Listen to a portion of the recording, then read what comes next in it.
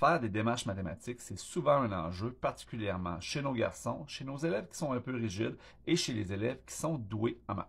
Des élèves qui bien souvent se disent pourquoi est-ce que je fais les démarches, ça sert à rien parce que de toute façon, j'arrive à la bonne réponse. Alors, chers élèves et chers parents, voici quelques raisons pour expliquer pourquoi les démarches sont importantes et même bien souvent plus importantes que la réponse. Et on va commencer par nommer les classiques qui sont d'après moi les raisons les moins importantes pour faire ces démarches, c'est-à-dire éviter de faire des erreurs et avoir tous ces points lors des évaluations. Parce qu'un élève qui est doué, il va se dire de toute façon, j'en fais pas d'erreur.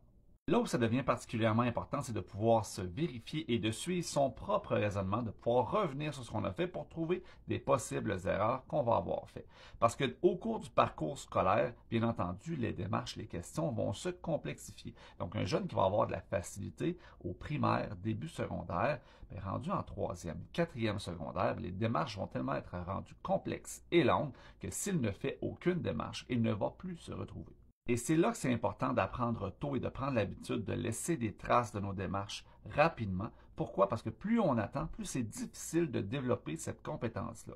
J'ai bien souvent des élèves en troisième puis quatrième secondaire qui se rendent compte que ça devient trop complexe pour eux et là, rendu en quatrième secondaire, développer le sens de faire de belles démarches, c'est vraiment difficile. Ta démarche, c'est ton journal de bord qui te permet de savoir j'ai fait ça, j'ai fait ça, j'ai fait ça, j'ai fait tel calcul et ça te permettra par la suite de revenir sur ton calcul et de voir où est-ce que tu t'es trompé parce que tu vas te tromper. Les meilleurs mathématiciens se trompent. De plus, ta démarche, ça devient un livre ouvert qui permet à ton enseignant de déceler qu'est-ce que tu comprends puis qu'est-ce que tu comprends moins bien. Et bien souvent, un élève qui arrive à la bonne réponse peut avoir une réflexion qui n'est pas valide et son enseignant, à ce moment-là, va être capable de venir recadrer cette compréhension-là. C'est pas pour rien d'ailleurs que la compétence principale au Québec en mathématiques s'appelle déployer un raisonnement mathématique. Donc, tu étales ton raisonnement pour que ton enseignant ou quelqu'un d'autre puisse le suivre.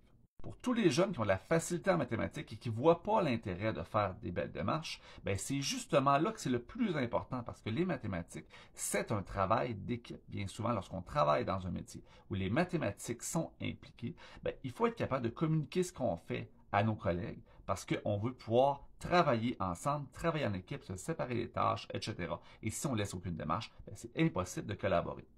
Et la chose la plus importante, selon moi, à prendre en considération, c'est que les mathématiques, d'abord et avant tout, c'est pas une façon d'obtenir des réponses, c'est un langage. Les maths, c'est le langage du monde, c'est le langage des sciences. Et au même titre que lorsqu'on écrit un texte, on n'en arrive pas directement à la conclusion. Ben, lorsqu'on fait un problème mathématique, ben, on en passe par toutes les étapes pour finalement en arriver à la conclusion qui n'est qu'une composante de notre problème mathématique. Alors à vous, chers élèves, et particulièrement ceux qui sont doués et qui trouvent ça facile dans leur cours de mathématiques au primaire ou au début du secondaire, les démarches, c'est essentiel. Parce qu'en maths, au-delà de trouver des réponses numériques, ce qu'on fait, c'est qu'on résout des problèmes, qu'on crée des connexions dans notre cerveau, qu'on optimise la façon d'arriver à la solution et on apprend à bien la communiquer à nos collègues. C'est ça les maths.